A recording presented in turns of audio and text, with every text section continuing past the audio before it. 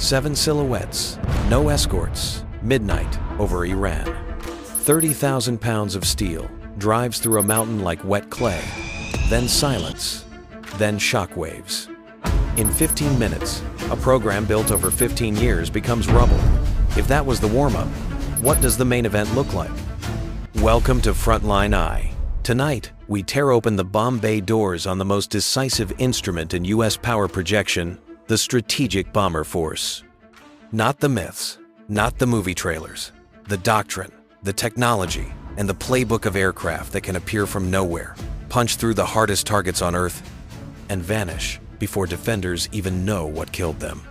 From B-2 stratofortresses that have outlived the empires they bombed, to B-1B Lancers that turned desert skies into 12-hour lifelines for troops in contact, to B-2 Spirits whose first combat sorties flew halfway around the world in radio silence, and finally the B-21 Raider, the stealth ghost, engineered for the air defenses of tomorrow. This is how bombers have reshaped battlefields, toppled strategies, and deterred wars for 8 decades. If you believe hard power prevents harder wars, subscribe and stay with us. Frontline Eye brings you analysis from the edge of the map, where the stakes are real and the margin for error is zero. Modern air warfare isn't about dumping tonnage on coordinates. It's about controlling information, time, and perception. The bomber's role has evolved from a hammer to a scalpel, from brute destruction to precision-timed influence. The objective is no longer to flatten cities, but to paralyze decision-making, sever command networks, and distort an enemy's sense of control. Every strike today sits at the intersection of intelligence, timing, and data fusion. Satellites provide live imagery. Unmanned systems paint the battlefield in real time. Electronic warfare blinds radars. Bunker-busting ordnance turns mountains into open wounds. Each element is synchronized in seconds through global data links. The doctrine of the first night, the opening blows of a campaign, encapsulates this shift. The aim is not total destruction, but strategic decapitation. Remove a handful of key nodes at exactly the right moment, and the rest of the system collapses under its own confusion. Precision replaces volume. Silence replaces spectacle. In this framework, the bomb is no longer the story, it's the punctuation mark at the end of an information war. The real contest happens in the invisible space before detonation, in algorithms, jammers, and analysts' minds. When the bomb finally falls, it is simply confirming what intelligence has already decided, that victory has already begun. Let's start with the weapon whispered about in every briefing room. The GBU-57 Massive Ordnance Penetrator, 30,000 pounds of engineered gravity, designed for granite, not drywall. A weapon born from physics steel casing, aerodynamically stable body, programmable fuses, GPS guidance accurate within 3 feet. When it hits, it bores through hundreds of feet of reinforced concrete before exploding. Untouchable targets discover what overmatch truly means. But the bomb is only the last link in a chain of domination. What makes modern bombers terrifying isn't one system, it's a system of systems. Stealth collapses the kill chain. The bomber doesn't have to be invisible. It only has to remain undetected long enough that radars can't build a firing solution. Electronic warfare blinds and deafens entire networks. Digital jamming, decoys, and spoofed signatures create a fog of false targets and empty skies. Sensors, synthetic aperture radar, electro-optical pods, passive RF intercepts turn the bomber into both scout and executioner. It can map terrain, spot emitters, and Q weapons all at once. Data links stream live intelligence directly to the cockpit. A target that didn't exist at takeoff can be found, verified, and destroyed before landing. Standoff munitions like the AGM-86 air-launched cruise missile and its successors allow the venerable B-52 to strike from a continent away without crossing a single hostile border. Stack those layers together, and defenders face math they cannot solve. No detection, no track, no shot. Even if one layer fails, 2 others compensate. This is why, when the rest of the world slams its doors shut behind dense air defenses, America's bombers can still walk straight through. Stealth isn't absence, it's time bought. Electronic warfare isn't noise, it's control. The real power of the modern bomber lies not in a single weapon, but in the orchestra that plays before the first note of destruction. Opening the war, stealth kicks in the door. First night, first target.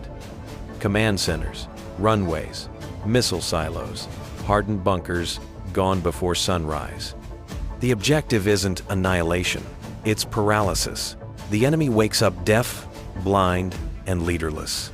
Shaping the war, this is the realm of the B-1B Lancer, a supersonic workhorse capable of loitering over battlefields for 12 hours. Its variable sweep wings slice through thin air at high altitude, while its payload delivers GPS-guided relief within minutes. During the wars in Iraq and Afghanistan, troops under fire would call for air support, and the bone would answer. Precision wasn't just about killing, it was about protecting. JDAMs landed within tens of feet of friendly positions, neutralizing threats with surgical restraint.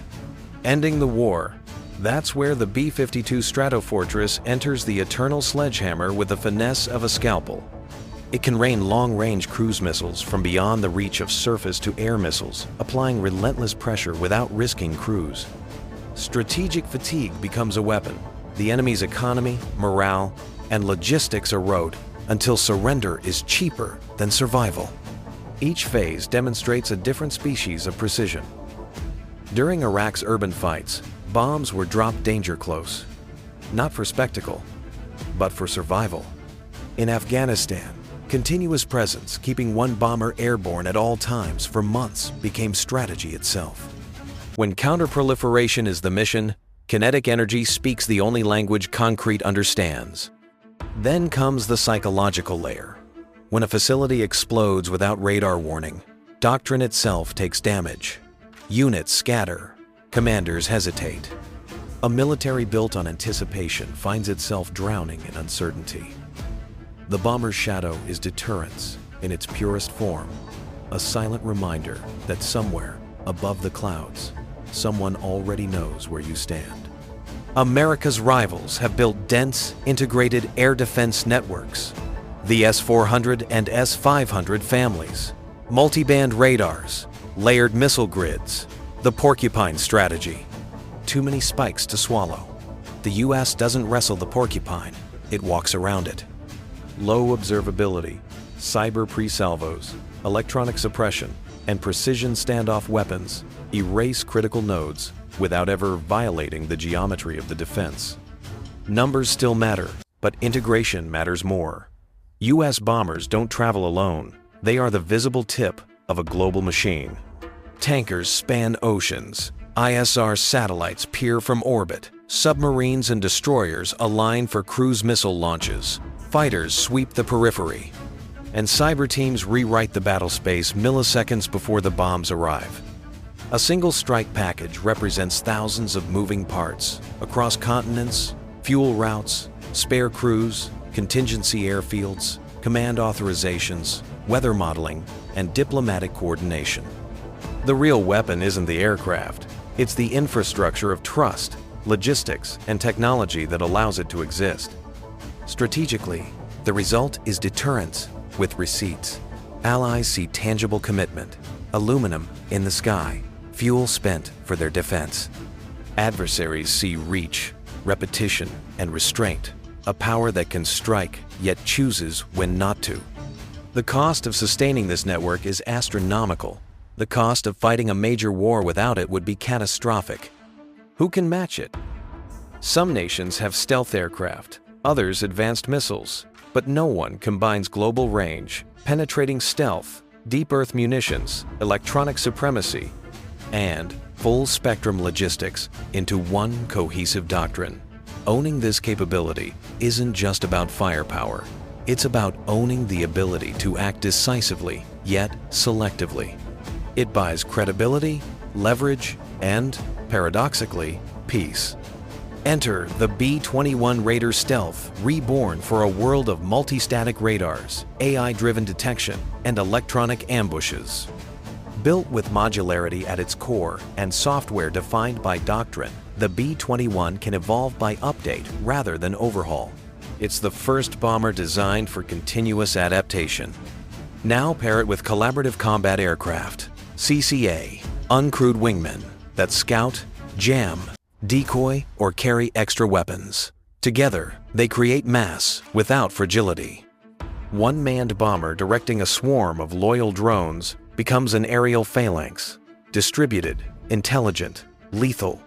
Add hypersonic standoff weapon strikes measured in minutes, not hours. Add resilient PNT systems for GPS-denied warfare using inertial navigation, celestial backups, and quantum compasses. Add mesh networking that routes data dynamically through surviving nodes when others are jammed. Layer all of it with AI mission assistants that digest oceans of sensor input and deliver a two-word verdict: shoot now. The next first night of war will begin before the world even realizes there's a crisis. Some targets will vanish kinetically, others will simply go dark, servers cut, radars spoofed, commanders isolated. The tempo will be measured not in waves of bombers, but in cycles of data and effect. Yet amid all this automation, one constant remains: the human crew. Men and women trained to operate for 30 hours straight, managing fatigue, ambiguity, and moral gravity. They carry weapons that can change history, yet operate under rules that reflect law and restraint. Simulator training now includes ethical decision-making scenarios alongside threat reactions. The future of air power isn't just faster, it's more deliberate. The B-21 will be the flagship of a new architecture, a kill web where every sensor is a shooter and every shooter a sensor. Its first combat sortie will not merely prove technology, it will redefine deterrence.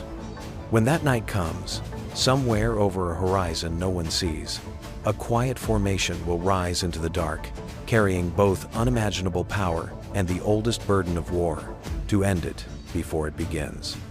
Operation Midnight Hammer, 7 B-2 seconds, 14 penetrators, 15 minutes wasn't just an airstrike. It was a strategic sentence punctuated with steel. No distance too far, no bunker too deep, no defense impenetrable.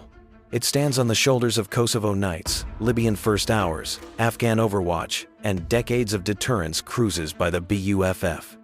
These aircraft aren't relics. They are arguments that precision is better than punishment, that options prevent escalations, that visible capability shortens wars or stops them from starting. The B-52 seconds that refused to retire, the B-1Bs that carried entire theaters on their wings, the B-2 seconds that strike from nowhere, and the B-21 seconds taxiing into tomorrow.